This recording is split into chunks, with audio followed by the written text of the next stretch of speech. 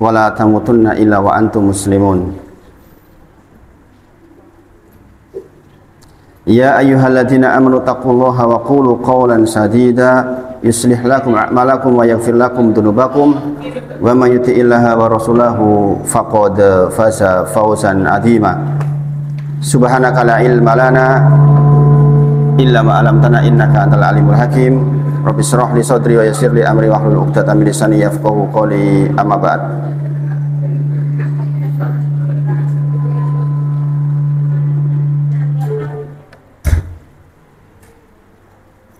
Bapak Ibu sedaya, kita sangat bersyukur kepada Allah atas sedaya nikmat ingkang kita tampi. Kita berharap kepada Allah mudah-mudahan kita bisa memanfaatkan setiap nikmat sekecil apapun menjadi bekal ketaatan kepada Allah Subhanahu wa taala, sehingga dengan itu mudah-mudahan kita termasuk orang yang dipantaskan oleh Allah untuk masuk surganya kelak di yaumil akhir insyaallah. Tentu kita sangat berharap umur yang Allah titipkan kepada kita betul-betul terkonversi menjadi amal soleh. Rasulullah menyebut orang yang ahsan, orang yang baik adalah orang yang tola umuruhu, yang panjang umurnya, wa hasuna amaluhu, dan baik amalnya. Adapun orang yang buruk adalah orang yang tola umuruhu, umurnya panjang tapi wasa'a amaluhu, tetapi buruk amalnya. Maka kita selalu berharap mudah-mudahan kita ditakdir oleh Allah Subhanahu wa taala menjadi orang-orang yang setiap bekal berupa nikmat sekecil apapun betul-betul bisa kita konversi menjadi ketaatan kepada Allah Subhanahu wa taala. Karena sejatinya syukur menika ketika nikmat dari Allah berubah menjadi ketaatan. Masya Allah. Nah, Bapak Ibu semuanya, sekali lagi kita sampai sholawat dan salam kita kepada Nabi Muhammad Sallallahu Alaihi Wasallam. Mudah-mudahan kita termasuk yang dimudahkan oleh Allah dalam mempelajari semua risalahnya, kemudian kita hidup di atas sunnah-sunnahnya, pun nanti kalau kita meninggal insya Allah sedang di atas sunnah Nabi Muhammad Sallallahu Alaihi Wasallam, yang itu adalah tanda dari keadaan kematian yang husnul khotimah, sebagaimana kita minta kepada Allah setiap hari, Allahumma inni as'aluka husnul khotimah. Mudah-mudahan kita semua termasuk golongan orang-orang yang mendapatkan kebaikan di saat ajal menjemput insya Allah. Bapak Ibu semuanya, insya Allah kita malam hari ini masuk ke hadis arba'in sebagaimana pesan dari Mas Firman. Ada WA dari jenengan semua insya Allah untuk melanjutkan hadis arba'in. Di samping memang yang kemarin sudah selesai insya Allah, ada beberapa bab yang kita pelajari ini. Bab tentang fikih sholat, kita baru masuk di rukun sholat, baru masuk di syarat sholat, baru masuk di syarat sholat yang 9. Yang 9 itu baru kita bahas yang pertama, yaitu Islam. Di dalam Islam kita membahas tentang kalimat la ilaha illallah yang punya 7 syarat dan 2 rukun. Masih ingat nggih? Banyak banget yang belajar ini. Itu baru syarat sholat yang pertama, belum yang kedua, ketiga sampai ke 9. Kemudian nanti masuk ke rukun sholat yang 14. Rukun sholat ada yang mengatakan 17, ada yang mengatakan 14. Itu tergantung kepada peletakan di masalah tumak ninah. Jadi ada yang tumak ninah melebutkan satu-satu sehingga jumlahnya jadi 17. Tapi kebanyakan para ulama menyebut 14. Kemudian nanti dipelajari juga tentang wajib sholat. Di dalam mazhab Hambali itu ada istilah wajib. Di dalam mazhab Syafi'i ada istilah sunnah dan sunnah ab'ad. Jadi kalau di mazhab Hambali dibedakan antara rukun dengan wajib, itu dibedakan. Kemudian ada sunnah, kemudian ada yang makruh, ada yang apa yang makruh dalam sholat, kemudian apa yang boleh di dalam sholat. Misalnya nangis boleh nggak nangis dalam sholat, misalnya itu juga dibahas. Jadi subbab 6 pembahasan itu insya Allah mudah-mudahan pada saatnya nanti kita bisa bahas satu-satu. Kita sabar di dalam belajar. Memang harus begitu, belajar itu tidak ada putusnya. Tidak ada awal, tidak ada ujungnya, memang harus begitu. Kemudian kita juga sudah membahas tentang sedikit tentang fikih zikir pagi zikir petang, baru sampai di zikir ketiga kalau keliru. Kemudian kita kemarin masuk ke tentang sakinah di sisa umur, karena itu bekal penting. Membangun keluarga yang sakinah menjadi penting untuk kita belajar bersama. Ingat, keberhasilan kita belajar sangat bergantung kepada seluruh anggota keluarga saling mendukung, nggak bisa sendiri-sendiri. Nggih. Makanya kemarin sudah disampaikan 7 nggih, tentang 7 tips. Monggo Pak. Dan kita sudah pelajari semua, insya Allah sudah dipraktekkan nggih. Sudah lembut sama istri, sudah lembut sama anak, insya Allah, insya Allah. Jadi kalau bisa setiap pelajaran yang diserap betul-betul bisa diimplementasikan sehingga punya efek positif dalam kehidupan. Ini belum belajar kitab Adabul Mufrad, kitab adab, kemudian belum belajar tentang kitab Ada Wadawa, obat dan penyakit. Jadi banyak sekali yang kita pelajari. Nah, malam hari ini kita insya Allah masuk ke hadis arba'in yang nomor 2. Dulu sudah belajar di yang pertama, yaitu tentang bab niat, taksi kelingan, bahwa semua amal bergantung kepada niatnya. Kemudian Allah mencatat apa yang diniatkan. Amal besar kalau niatnya keliru, ya nggak dapat apa-apa. Sebaliknya amal kecil dengan niat yang baik bisa menjadi terasa besar. Maka dikatakan, dulu saya contohkan di antara fungsi niat itu menjadikan sesuatu yang kecil menjadi besar. Contohnya ketika Rasulullah bersabda, man ata firasahu wa huwa yanwi ayaqumu yusalli minal lail, ketika kita berangkat ke tempat tidur kita dengan niat untuk bisa tegak bangun sholat malam, wa ghalabahu naumu hatta yusbihu, tapi ternyata ditakdir oleh Allah tidur sampai pagi waktu subuh, ngorok, keselmen. Maka kata Rasulullah, kutibalahu manawa, ditulis bagi dia apa yang diniatkan. Niatnya apa tadi? Niatnya apa? Sholat malam, gitu. Berarti walaupun dia tidur, di dalam kitab tertulis dapat pahala sholat malam gara-gara niat. Makanya mempelajari bab niat itu menjadi sangat penting. Kemudian niat juga membedakan antara satu ibadah, membedakan antara ibadah atau bukan ibadah. Dulu digambarkan sama-sama mandi gerujukan, mandi pakai seluruh badan. Mandi gerujukan itu secara definisi adalah mandi besar, karena mandi besar secara definisi adalah sailanul ma ala jami'il badani, mengalirnya air ke seluruh badan. Anggere wis gerujukan berarti wis mandi besar jane. Tetapi kalau jenengan punya kebiasaan pendak isuk yo adus kaya ngono kuwi, maka ketika jenengan malamnya ada kegiatan dengan istri, kemudian jenengan tanpa niat, kemudian jenengan mandi seperti biasa, maka sholat subuh jenengan nggak sah. Masih ingat nggih? Karena mandi jenengan itu mandi kebiasaan, bukan mandi ibadah. Menjadi mandi ibadah ketika jenengan niat, ya Allah, saya niat mandi kali ini untuk mengangkat hadas besar. Kemudian niat untuk membedakan satu ibadah dengan ibadah yang lain. Masih ingat nggih? Sama-sama 2 rakaat, iki qobliyah subuh apa subuh, bergantung kepada apa? Niat. Padha to salat niku. Salat qobliyah subuh ya kaya ngono kuwi persis dengan salat subuh. Tetapi menjadi itu salatnya salat qobliyah atau subuh bergantung kepada niat. Maka betapa pentingnya niat kita pelajari. Juga niat itu membedakan antara niat karena Allah atau karena selain Allah. Di dalam hadisnya dikatakan, barang siapa yang hijrahnya karena Allah dan Rasulnya, maka dia dapat Allah dan Rasulnya, dapat pahala maksudnya. Barang siapa yang hijrahnya karena perdagangan atau imra'atin yang kihuh, atau karena perempuannya ingin dinikahinya, maka dia mungkin dapat tujuannya, tapi nggak dapat Allah dan Rasulnya. Maka sekali lagi penting, dan inilah intisari ibadah kita. Allah berfirman, wa ma umiru illa liya'budullaha mukhlishina lahu dinahu hunafa. Diperintahkan kepada kita beribadah dengan mukhlisina lahudina hunafa. Kita itu ibadah diterima oleh Allah jikalau ikhlas betul mencari ridho Allah, bukan yang lain. Kegiatan ibadah kita apapun itu harus ikhlas karena Allah, berharap wajah Allah, ingin pahala dari Allah, maka diterima. Kalau tidak maka enggak diterima. Nah, bagi semuanya mudah-mudahan masih diingat itu di implementasikan dalam kehidupan kita sehari-hari. Sampun ngatos jenengan sudah capek ibadah kok mboten ketampi, sudah capek cari nafkah untuk keluarga kok nggak diterima oleh Allah karena nggak ikhlas karena Allah. Ini kan masalah. Adik-adik yang menghafal Quran misalnya harus ikhlas karena Allah, cari wajah Allah Subhanahu wa taala. Berlatih mendapatkan penghargaan dari Allah, bukan penghargaan dari manusia. Baik, kita masuk ke hadis yang kedua. Ini masih dari Umar bin Khattab radhiyallahu anhu. Jadi dulu hadis pertama dari Amirul Mukminin Umar bin Khattab. Maka di sini dikatakan an Umar radhiyallahu anhu, Aidon qala.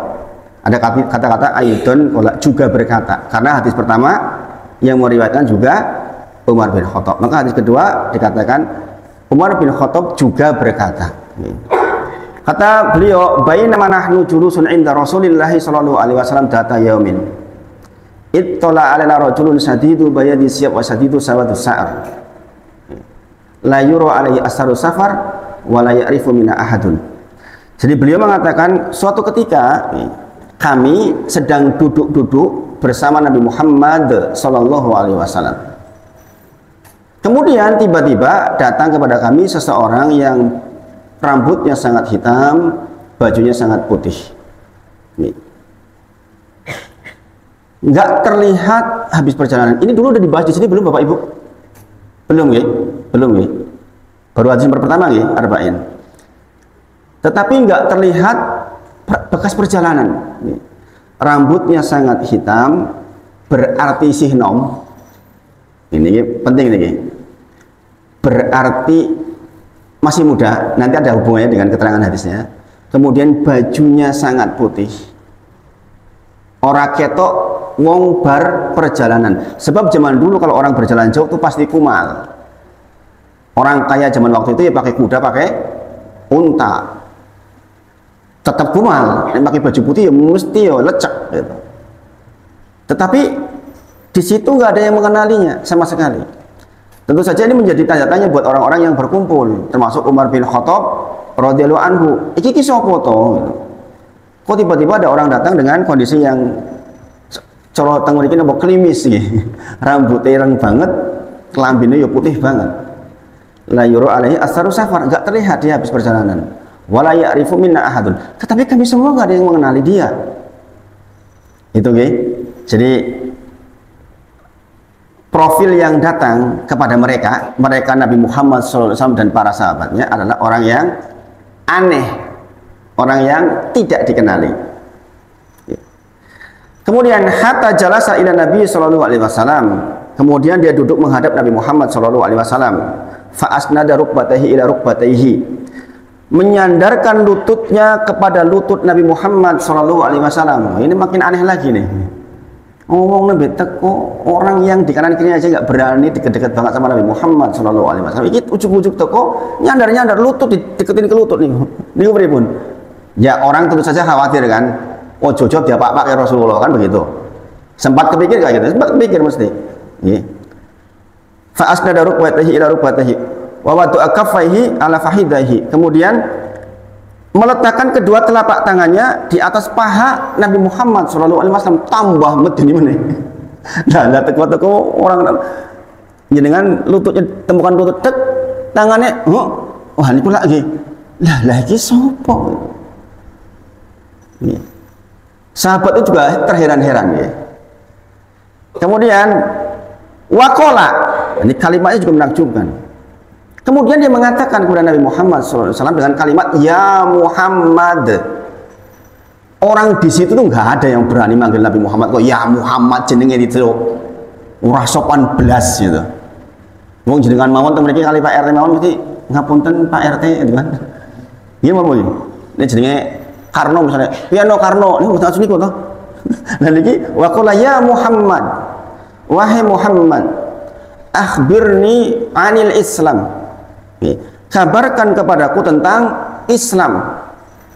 Jadi orang ini datang ke Rasulullah dengan mengatakan, ya Muhammad, kabarkan kepadaku tentang Islam. Atau bahasa lainnya, ajarkan kepadaku tentang Islam. Faqala Rasulullah SAW, maka Nabi Muhammad SAW menjawab, al-Islam an tashhada ala ilaha illallah wa ana Muhammad Rasulullah wa tuqima shalah wa tu'tiya zakah wa tasawma Ramadan wa tahujjal baiti in istata'ta ilaihi sabila. Apa itu? Rukun Islam.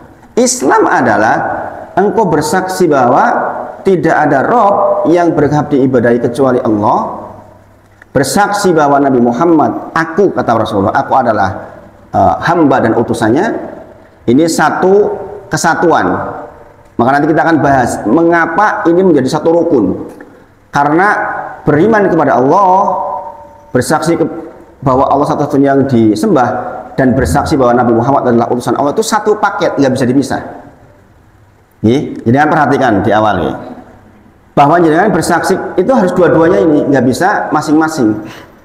Sebab nopo, ingat Quran surah Al-Kahfi ayat terakhir, faman kana yarju liqa'a rabbi falyamal amalan shalihan wa la yusyrik bi ibadati rabbih ahada. Barang siapa yang ingin masuk surganya Allah, bertemu Allah, maka dia harus pulang kepada Allah membawa banyak amal soleh dan tidak membawa dosa syirik. Amal soleh syaratnya dua, yaitu ikhlas karena Allah sebagaimana kita pelajari di hadis pertama, dan ittiba kepada Nabi Muhammad SAW. Jadi jenengan itu ibadah akan diterima jika jenengan cari Allah, wajah Allah, dan tata caranya sesuai dengan contoh Nabi Muhammad SAW. Dulu pernah saya sampaikan ke jenengan, ada ibu-ibu semangat pagi-pagi sholat subuh 4 rakaat, diterima nggak? 6 rakaat diterima nggak? Lebih banyak loh itu, lebih banyak lebih baik nggak? Ada kan orang yang mengatakan nek lebih oke lebih apik, ya nggak? Ini sholat, Rasulullah memerintahkan sholat subuh 2 rakaat, rumong so sehat tak 6 rakaat, diterima apa enggak? Enggak diterima. Kenapa enggak diterima padahal lebih oke? Karena enggak ittiba kepada Nabi Muhammad SAW, enggak sesuai contoh Nabi Muhammad SAW. Ini Bapak Ibu, makanya kita duduk seperti ini agar ibadah kita semakin dekat dengan contoh dari Nabi Muhammad SAW. Rasulullah bersabda tentang sholat, solu kama ra'aitumuni usolli, sholatlah sebagaimana aku melihat aku sholat. Maksudnya melihat itu bukan kita melihat Rasulullah gitu, maunya melihat lewat kitab para ulama menyebut Rasulullah itu takbiratul ihramnya begini. Di Masjid Al-Ma'arij kebetulan minggu ini bahas tentang rukun sholat. Jadi sekali lagi, persaksian yang pertama, antasyhada ala ilaha illallah wa anna muhammadan abduhu wa rasulullah wa anna muhammadar rasulullah, itu satu paket, enggak bisa dipisah-pisahkan. Jadi jangan nggak mengatakan aku ibadah yang penting apik, tujuannya apik. Iya, tujuan bagus, niat bagus, tapi sesuai contoh atau tidak, ini dipikirin Bapak Ibu semuanya. Ini jadi memang namanya ngaji itu menjadi pentingnya luar biasa, supaya setiap gerak langkah kita sesuai dengan contoh Nabi Muhammad SAW. Bahkan bagaimana kita memandang itu diatur dalam Islam. Bayangin orang jahiliyah itu Bapak Ibu semuanya, sebagaimana saya ceritakan, punya kehormatan. Jika istri tetangganya keluar rumah, dia tundukkan matanya loh. Itu orang jahiliyah loh itu. Bukan jelalatan maksudnya. Kalau orang jahiliyah kayak gitu, bagaimana Rasulullah? Pasti lebih ghadul basar. Enggak, istri tetangga keluar malah jelalatan dulu. Ini masalah berarti. Semakin kita mendekati sunnah, semakin beruntung kita insya Allah. Karena dikatakan wal akibatul lil muttaqin, selalu akhir yang baik bagi orang-orang yang bertakwa. Pasti, ini yang pasti, bahwa selalu akhir yang baik bagi orang-orang yang bertakwa. Bapak Ibu semuanya, kita yang sudah lewat masa ini, mbak-mbak yang baru masih muda harus tahu persis bahwa wal akibatul lil muttaqin adalah akhir yang baik selalu bagi orang-orang yang bertakwa. Maka kalau masih muda bertakwa, nanti tuanya insya Allah enak. Teman-teman saya di UGM dulu yang kurang beruntung akhirnya hidupnya, karena dulu terjebak waktu kuliah, nggak rajin belajar, malah dolan wae atau nge-game. Generasi zaman waktu saya pun udah ada game pakai komputer. Kalau sekarang kan pakai HP gitu. Sekarang nge-game malahan mabar. Gini apa gitu? Kita duduk di sini, pesertanya bisa dari mana-mana sekarang. Gitu. Kalau dulu kan enggak, kita hanya lewat sama komputer saja. Itu saja banyak teman-teman yang terjebak kadang-kadang sampai jam 1 sampai jam 2. Akhirnya apa? Subuhnya berantakan. Kalau subuhnya berantakan, seharian enggak dijaga oleh Allah Subhanahu wa taala. Wa huwa fi zimatillah. Barang siapa yang sholat subuh berjamaah di masjid, maka kata Rasulullah, dia di dalam jaminan Allah. Seharian dijamin oleh Allah, diamankan oleh Allah. Ning nek ora, ya ora. Gitu. Nggih. Jadi yang pertama adalah kita bersaksi bahwa satu-satunya Rob yang berhak diibadai dengan benar adalah hanya Allah saja. Dan kita bersaksi bahwa Muhammad adalah hambanya dan utusannya. kemudian sholat, kemudian zakat, kemudian puasa, kemudian haji. Nah, ini adalah rukun Islam. Bicara rukun berarti harus hadir semuanya jika mampu. Makanya dikatakan untuk haji ini statota ilahi sabila. Melaksanakan ibadah haji jika lo mampu melakukannya, yaitu mampu biayanya, mampu tenaganya, waktunya dan sebagainya. Nah, nanti di hadis ketiga semuanya nyambung dengan ini. Di hadis ketiga itu tentang bunyal Islam ala khamsin. Bangunan Islam dibangun di atas 5 perkara, yaitu tentang rukun Islam. Sebenarnya nanti hadis ketiga juga sama. Ibu-ibu semuanya terlalu cepat boten? Terlalu cepat boten? Masih bisa didengar ya? Saya diikuti ibu-ibu? Kalau belum nggak bisa diikuti saya perlambat. Kemudian orang ini mengatakan ya, sodak orang tadi itu yang bajunya putih banget rambutnya itu mengatakan apa? Bener lah itu piye lagi takon dijawab wong bener niku kaya wong ngetes to niku ini apa nggih jenengan tanglet teng tiyang Mas 5 kali 5 berapa 25 oh bener berarti sing takon orang niat takon to niku niatnya ngetes gini apa nggih karena beliau mengatakan sodak apa yang kau katakan itu Muhammad benar. Ya, saya kasih bocoran nih. Ini tadi yang tanya itu malaikat Jibril sebenarnya. Malaikat Jibril yang sedang menyamar jadi manusia. Itu nanti di akhir hadis diterangkan begitu. Ya. Kemudian para sahabat fa'ajibnalah menakjubkan. Ya. Yas'aluhu wa yusaddiquhu. Engkau yang bertanya, engkau pula yang membetulkan. Dia yang bertanya, dia pula yang membetulkan. Ya, para sahabat itu kaget. Wis mah ora kenal, nyerak-nyerak ke Nabi Muhammad SAW, nyekel-nyekel pahanya Rasulullah. Wis dijawab jawabannya bener. Ini menakjubkan sekali. Ini para sahabat belum tahu ya, kalau itu adalah malaikat Jibril. Kemudian qala fa akhbirni anil iman. Saya minum dulu nggih. Jangan belum dapat nggih. Bismillahirrahmanirrahim.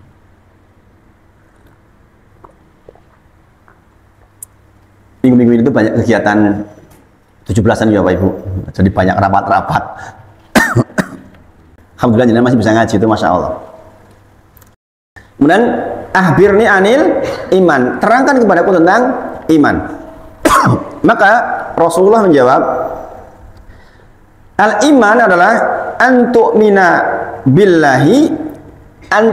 billahi wa malaikatihi wa kutubihi wa rusulihi wal yaumil akhir antu'mina bil qadari khairihi wa syarih. Ada berapa itu? 6 ya. Iman adalah kata Rasulullah engkau beriman kepada Allah antu'mina billahi wa malaikatihi ya. Wa kutubihi kitab-kitab wa rusulihi rasul-rasul wal yaumil akhir.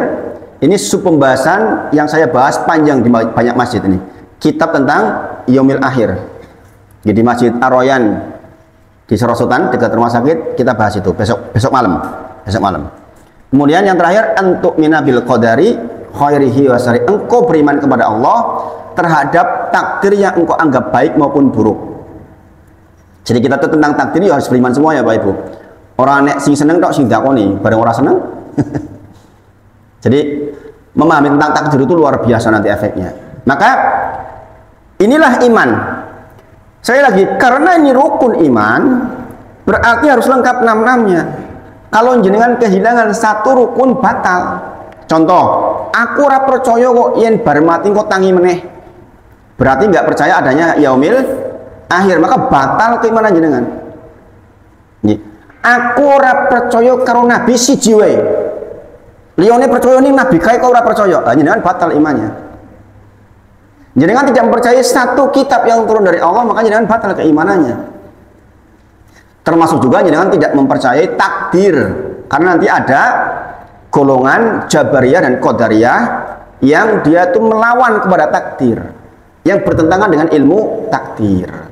Di Masjid Gunung Sempu Jabal Nur sedang bahas tentang itu. Ya, jadi memang Masya Allah ya. Jadi Kalau jenengan ikuti di YouTube, jadi jenengan bisa ikuti semua itu sebenarnya di semua masjid. Yang saya upload itu, kan ada subbab tentang tamasya ke negeri akhirat, subbab tentang rukun Islam.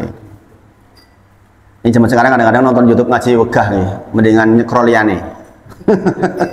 Sing ditonton sing mbuh apa-apa, sing seneng-seneng ngaji mumet wegah. Ya harus menyempatkan Bapak Ibu nggih. Minimal yang sudah jenengan dengarkan seperti itu disempatkan dengarkan ulang. Nanti jenengan akan hafal ayat-ayatnya, hafal hadis-hadisnya, begitu lama-lama. Nggih. Istri saya itu kalau saya bicara kayak gitu di rumah dibuka, didengerin ulang. Nggih. Sehingga dia tahu apa yang saya ceramahkan. Kemudian orang ini mengatakan sodak tak bener meneh. Subhanallah. Dijawab ngomong bener meneh. Kemudian qala fa akhbirni anil ihsan. Kabarkan kepadaku tentang ihsan.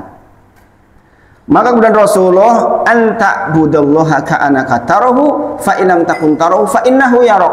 Kata Rasulullah, ihsan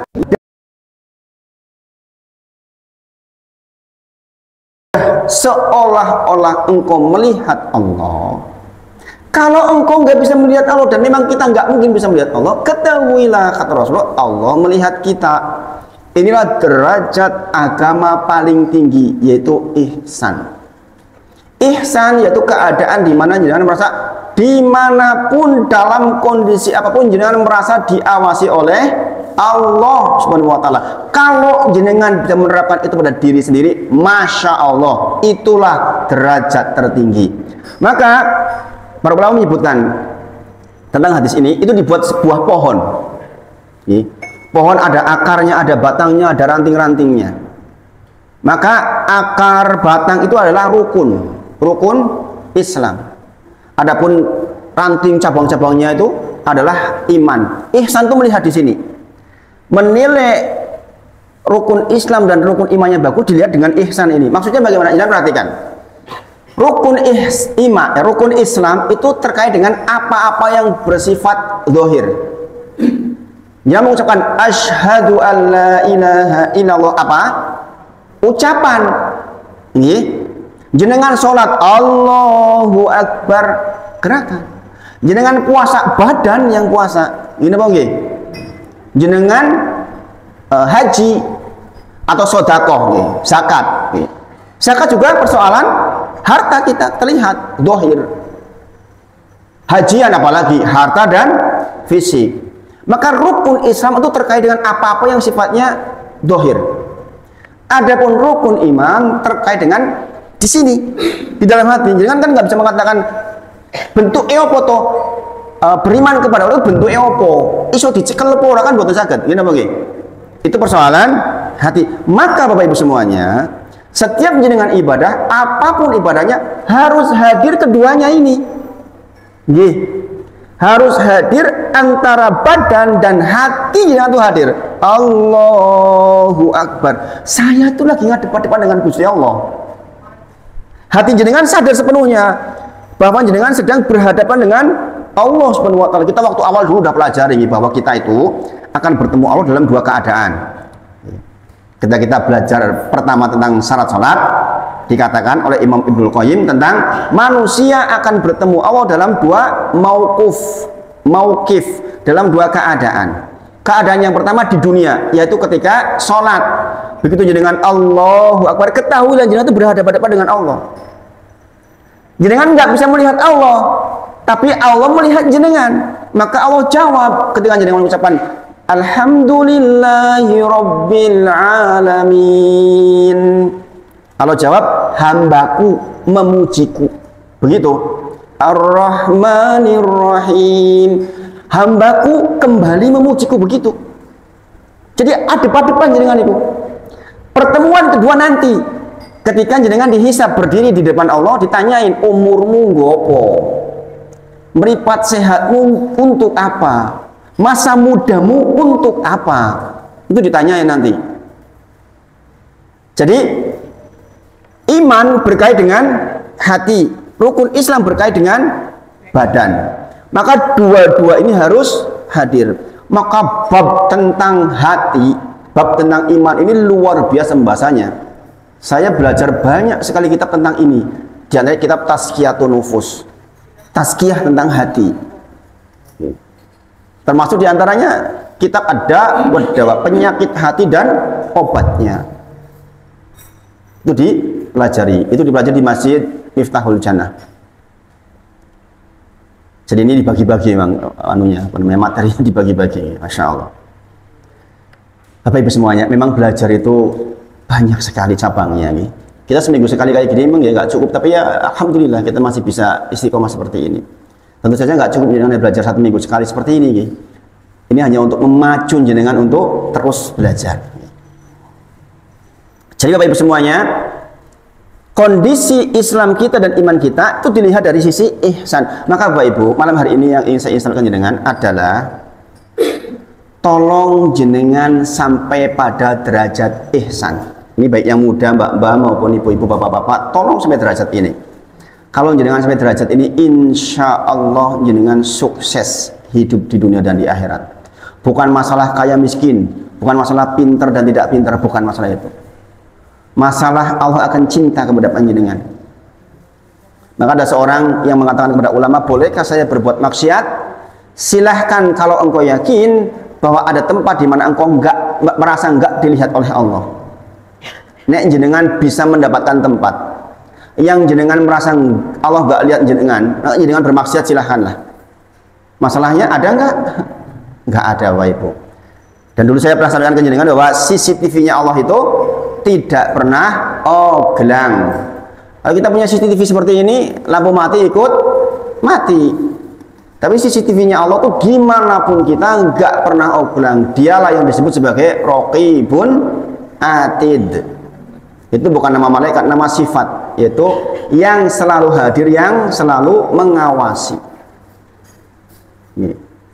Maka Bapak Ibu semuanya, mudah-mudahan kita termasuk yang bisa untuk mengambil hikmah atau mengambil faedah dari hadis ini. Bapak Ibu semuanya, hadis ini masih bersambung, tapi saya bacakan sampai di sini dulu. Ini nanti di pertemuan berikutnya insya Allah saya sambung tentang masalah akhbirni anis sa'ah, kabarkan kepadaku tentang hari kiamat. Tapi sangat panjang. Saya sekarang lari ke faedahnya dulu. Pelajaran pertama dari hadis ini, dari separuh hadis ini, yang pertama, hadis ini menunjukkan bagaimana mulianya akhlak Nabi Muhammad Sallallahu Alaihi Wasallam yang membiasakan diri untuk duduk-duduk bersama para sahabat. Saya lagi rame di Pati itu ada bupati lagi di demo luar biasa itu, sampai sebegitunya. Nah ini kurang nyambungnya antara pemimpin dengan rakyatnya. Rasulullah contohkan, Rasulullah itu biasa duduk-duduk, bahkan duduknya dekat, bahkan ada orang datang sampai nyekel pahanya. Hadis ini juga sekaligus sebagai dalil bahwa di antara sunnah ketika belajar adalah mendekat kepada guru. Mendekat kepada guru. Makanya kalau jangan lihat di pondok-pondok itu biasanya muter holakohnya, mendekat kepada guru. Itu diambil dari kisah hadis ini. Jadi akhlaknya Nabi Muhammad SAW adalah walaupun pemimpin, beliau tawadu atau rendah hati. Buktinya beliau duduk-duduk dengan para sahabat dengan duduk yang sama seperti ini. Alhamdulillah. Maka kalau jenengan ditakdir jadi pemimpin, pemimpin bisa jadi pemimpin keluarga, jangan merasa tinggi. Jangan merasa tinggi. Itu enggak sesuai dengan sunnah Nabi Muhammad SAW. Dari Abu Hurairah radhiyallahu anhu, ia berkata bahwa Rasulullah bersabda, mana qasad shadaqatun min mali wa mazadallahu abdan bi'afwin ila izzan. Intisarinya ngaten nggih. Sedekah tidaklah mengurangi harta. Tidaklah Allah menambahkan kepada seorang hamba sifat pemaaf melainkan akan semakin memuliakan dirinya. Dan juga tidaklah seorang memiliki sifat tawadhu rendah hati karena Allah melainkan Allah akan meninggikannya. Mohon maaf. Ngaten nggih. Jadi hadis ini mendukung keterangan tadi maksudnya, mendukung keterangan tentang bahwa Nabi Muhammad SAW biasa tawadu, dan disebut bahwa orang yang bersedekah nggak mungkin berkurang hartanya. Orang yang pemaaf itu justru akan memuliakan dirinya. Jadi kan taksi ingat nih, jikalau ada dua orang bertengkar, maka kata Rasulullah, wa khairuhuma alladzi yabda'u bisalam. Kalau ada dua orang sahabatan ini bertengkar, sing api kata Rasulullah adalah yang pertama mengucapkan salam, minta maaf lah. Demikian juga kita memaafkan, itu kemuliaan. Nih. Jadi tidaklah jenengan punya sifat pemaaf kecuali pasti Allah muliakan. Demikian juga tidaklah jenengan tawadu kecuali justru akan ditinggikan. Jadi jangan kebalik rumusnya Bapak Ibu. Nek wong sing rumangsa dhuwur malah nanti direndahkan sama Allah. Tapi kalau orang yang tawadu malah justru ditinggikan, dan inilah contoh dari Nabi Muhammad SAW. Nah, ini bisa dipakai di mana saja, mbak yang menghafal Quran. Yang tinggi dari 30 juz jangan merasa tinggi. Begitu nggih. Justru kalau jenengan merasa tawadu itu lagi ditinggikan oleh Allah Subhanahu wa taala. Begitu nggih. Makanya kalau saya sering ke anak-anak itu, "Kowe wis hafal Quran tenan apa urung?" Bukti nyatanya melu lomba. Masa setiap kali kegiatan MTQ mesti ikut. Buh menang, buh kalah, pokoknya melu lomba. Gitu. Masya Allah. Amar itu yang sering imam di sini itu sering dapat juara, gitu. Juara 2, juara 3. Gitu. Kemudian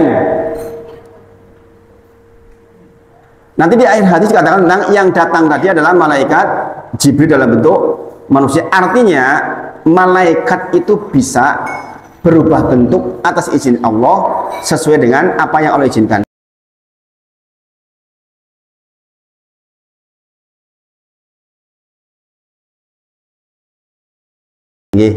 Kemudian anjuran untuk membiasakan pakai baju putih khususnya laki-laki. Karena kasus ini laki-laki. Rasulullah bersabda, al-basu min siyabikumul bayado fa innaha khairu siyabikum wa kafinu fiha mautakum. Jadi Rasul menyebutkan, pakailah pakaian putih karena pakaian seperti itu adalah sebaik-baik pakaian kalian, dan kafanilah mayit dengan kain putih pula. Berikutnya kain kafan putih toh, bukan abang. Ini diantara faedah yang bisa kita ambil dari hadis ini. Jadi jenengan bapak-bapak pakai baju putih itu sunnah. Dalam keterangan yang lain disebutkan, karena pakaian putih sangat jelas bila terdapat kotoran yang hal ini tidak tampak pada pakaian-pakaian yang lain, sehingga mudah pencuciannya. Jadi diantara manfaat pakai baju putih adalah ketika ada kotoran, ya ketok tenan gampang leh benak, bersihnya di mana jelas. Kemudian tadi dikatakan hitam, maksudnya sinaumu sinau mung ciknom. Ojo bisa putih putih ini sinau. Ning kepaksane wis keri yo piye meneh gitu.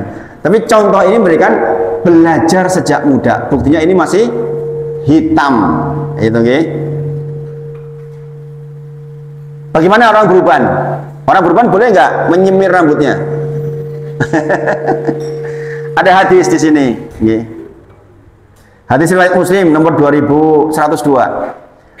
Ubahlah uban ini dengan sesuatu, tetapi hindarilah warna hitam.